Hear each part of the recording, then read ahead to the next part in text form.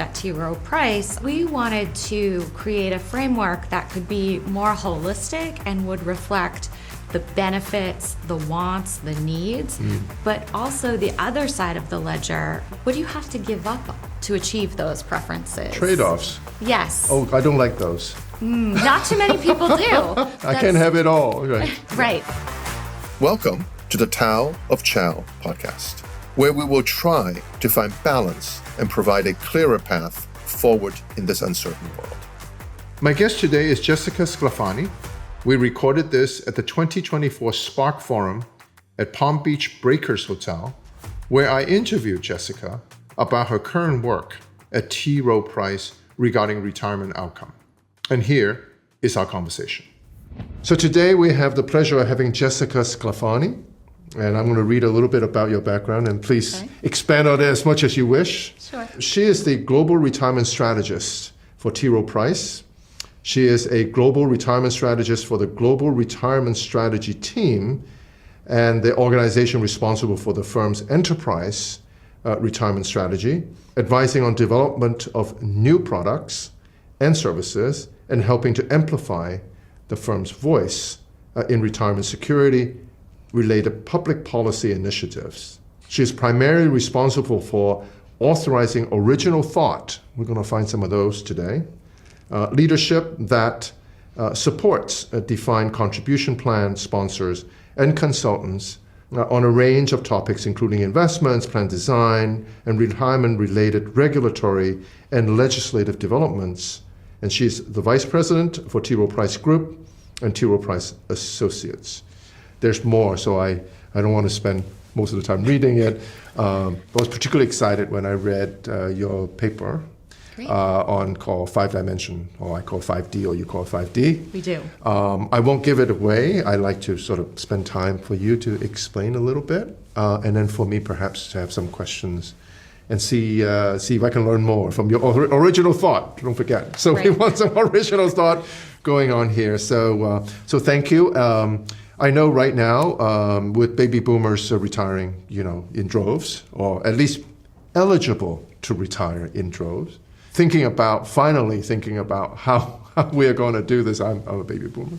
So how we're going to sustain a standard of living or a way of life into the future with the least amount of insecurity is becoming a real and present danger. Absolutely. If you would. As a consultant, as an advisor in the retirement space industry, we noticed that many people have undersaved, and even though those who have saved may have underinvested.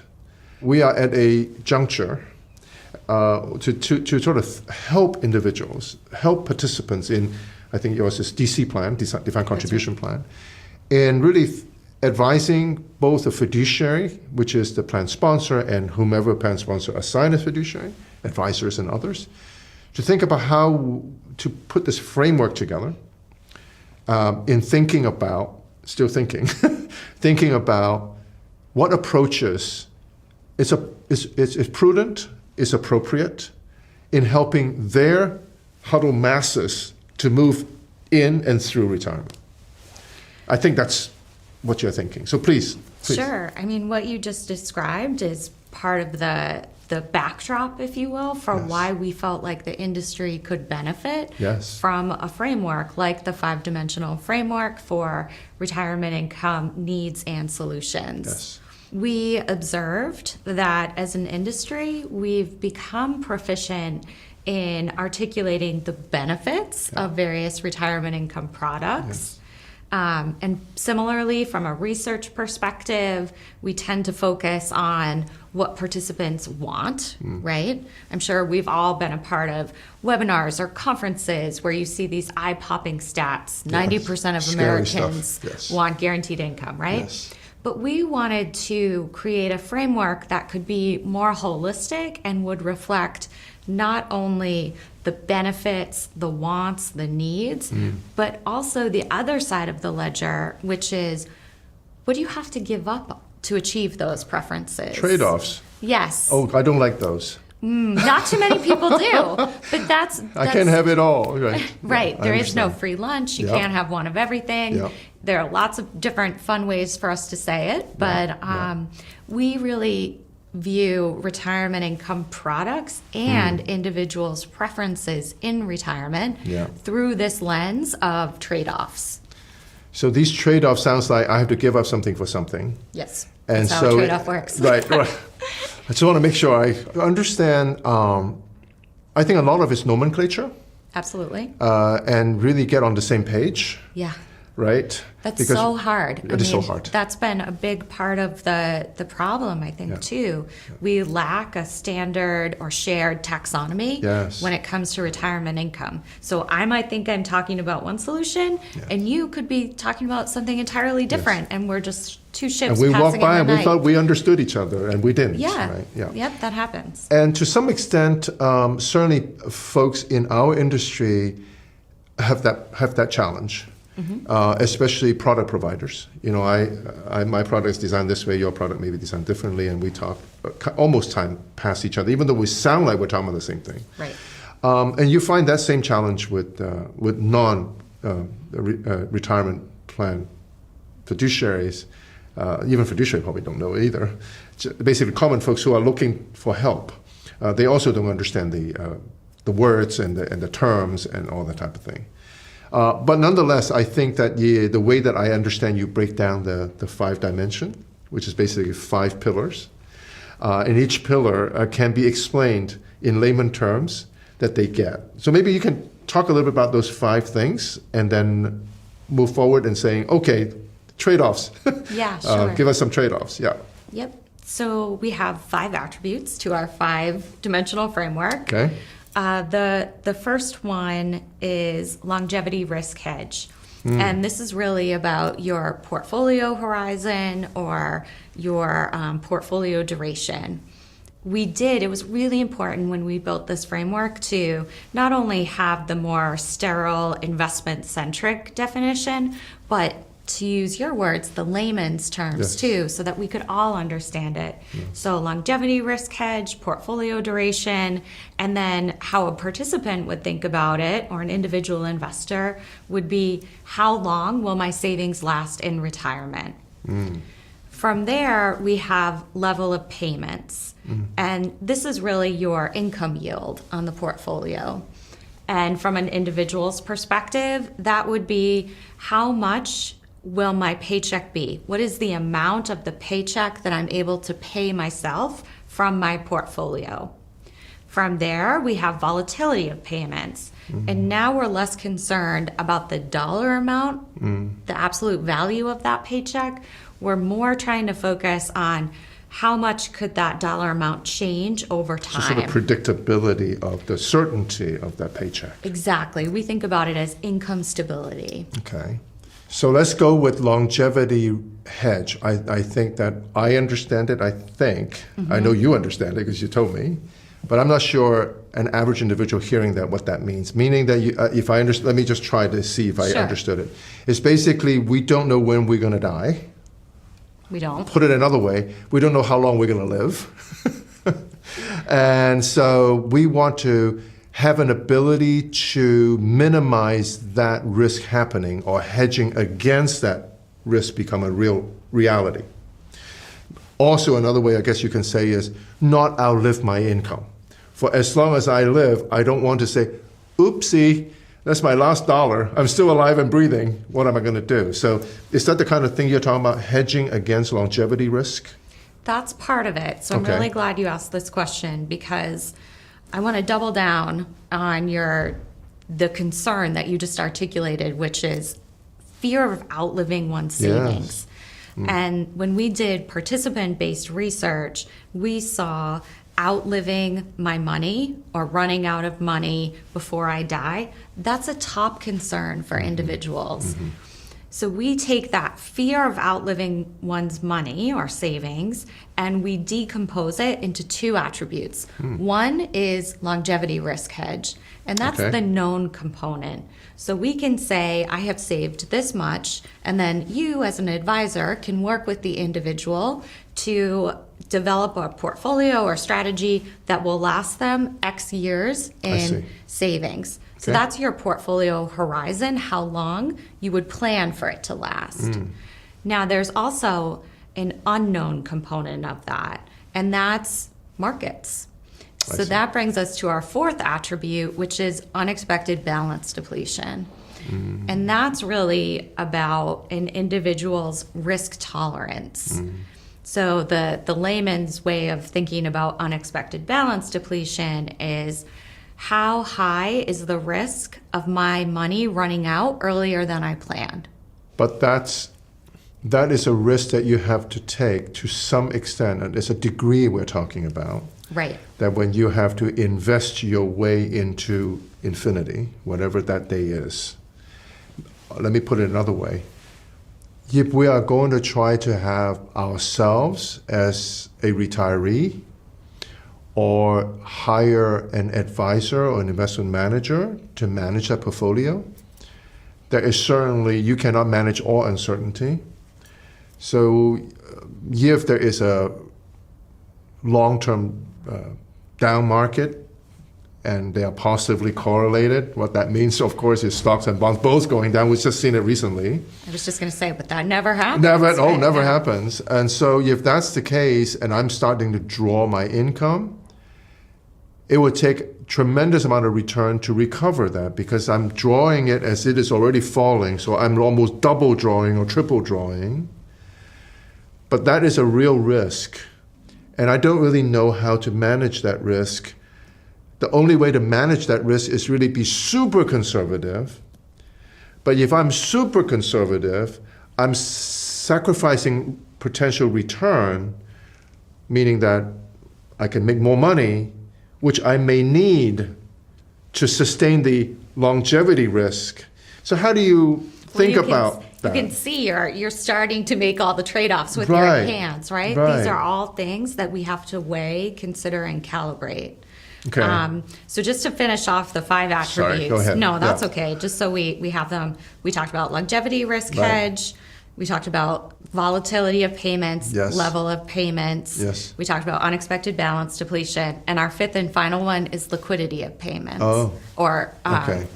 And that's really about how much of my savings can I have access to in Yes. an emergency. Quite complicated, isn't it? Well, it is. Don't try it at home, kids. I know. It's complicated, but we do feel like with this framework, we have taken something that is very complicated Yeah. and at least created somewhat of a finite universe Yes. and a language for us to start to talk about these trade-offs. Okay, so before we go into each one a little bit more, I really like the framework. I really do, and I've shared that before we started talking. So one of my challenges when I'm listening to you, which is we are only scratching the surface. I'm sure we can Yeah. spend a few hours on this. That an average investor or average fiduciary probably do not have the depth of understanding of each one. Some are obvious, how long you're going to live, longevity risk, people understand. But when you talk about liquidity risk, you're talking about volatility of payment, basically meaning, if I understand correctly, hey, it was a bad year, take less, is that okay? Or we're just not generating that kind of income, is that okay?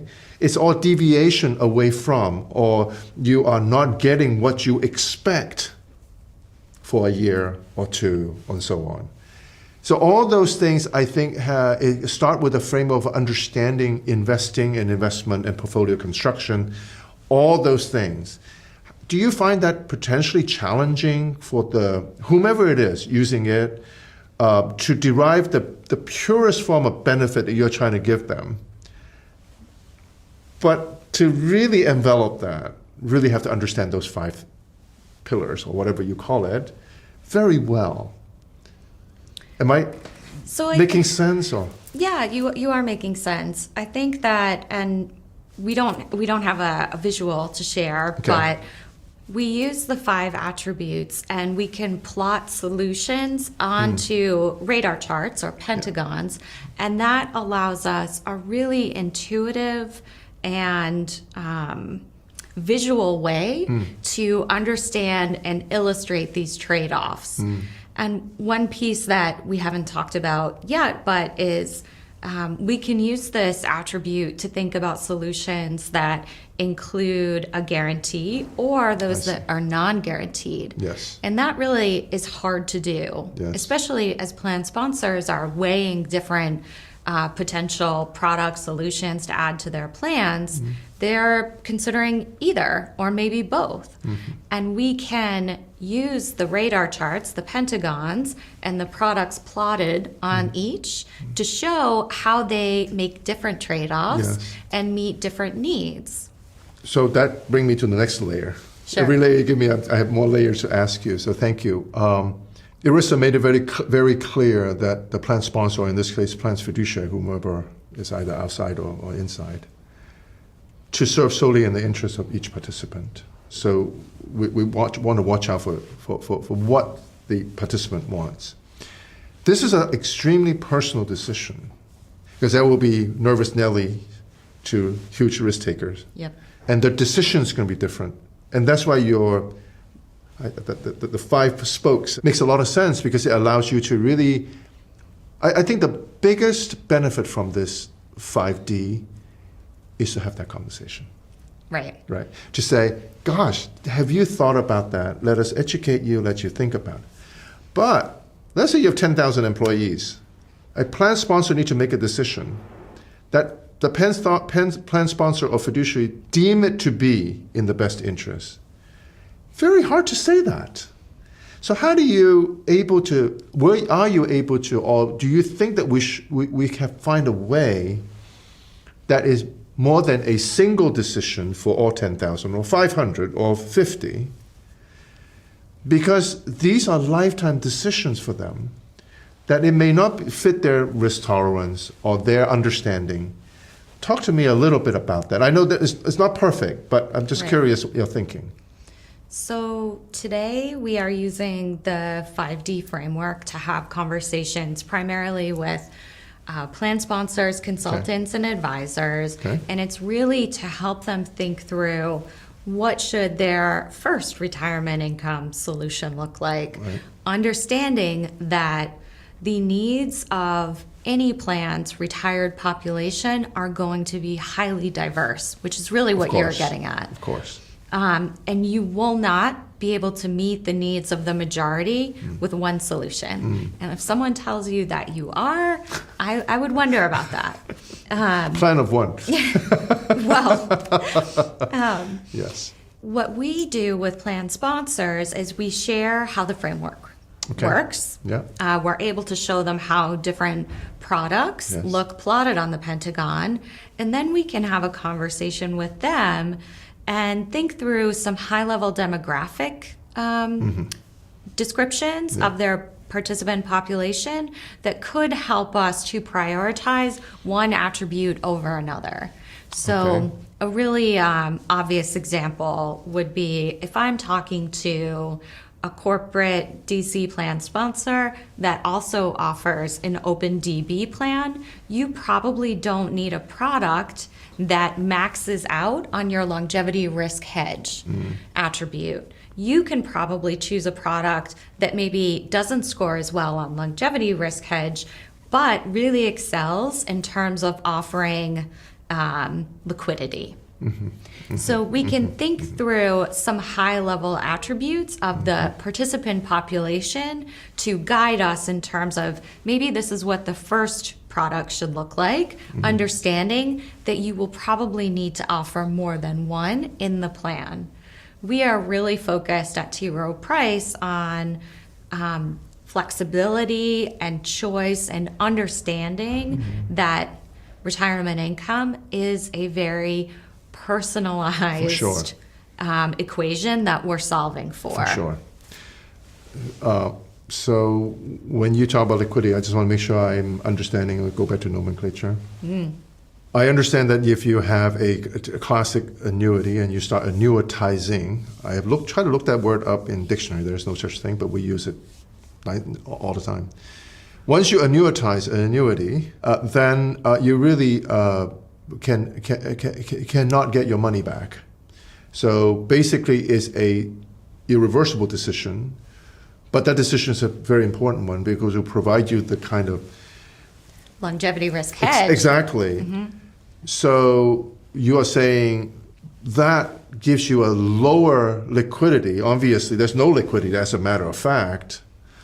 But if that annuity payment comes from your DB plan, then you can have your other 401k or whatever defined contribution plan, that can provide you the optionality or the liquidity that you may desire because you already took care of that. Is that what you are saying? Yes, and the plan sponsor would be able to Decide. Right, and we could help them think through that. Yeah. So in that scenario, their participants almost have an annuity through the That's DB right. plan. That's right. So when we think about what a retirement income solution should emphasize for those participants, maybe it's really they have the DB plan, so they should feel pretty good about their longevity risk hedging, but maybe they need help taking that lump sum of savings, right?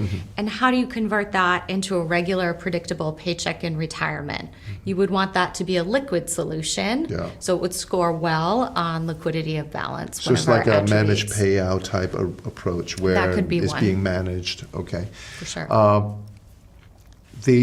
When you talk about providing choice, so let's walk down that path just a little bit because I think that's you have been harping on that. It's really important, right? You're not saying there's only one solution for you because there is more than one of you. So each person should be given the opportunity to say, this fits me better, fit my situation or my preferences better. So are you saying, for example, after you have a visit with one of your plan sponsors, using data-driven decision, looking at their census, and say, hey, I think overall, these are the couple, 3 things that you may want to consider and what the trade-off is from each one of these. And they actually give you the diversity to one offset the other because you can use multiple solutions. Is that what you are thinking? Yes. When we plot solutions on the pentagon, you end up with shapes that you see, and plan sponsors will say, so should I be choosing the shape that covers the most surface area of the pentagon? And that's not really what we're talking about. We are, again, our key word, focused on the trade-offs Yes. and prioritization. Yes. So we are actually looking for shapes that push out to the extreme corners of the attributes we care the most about. I see.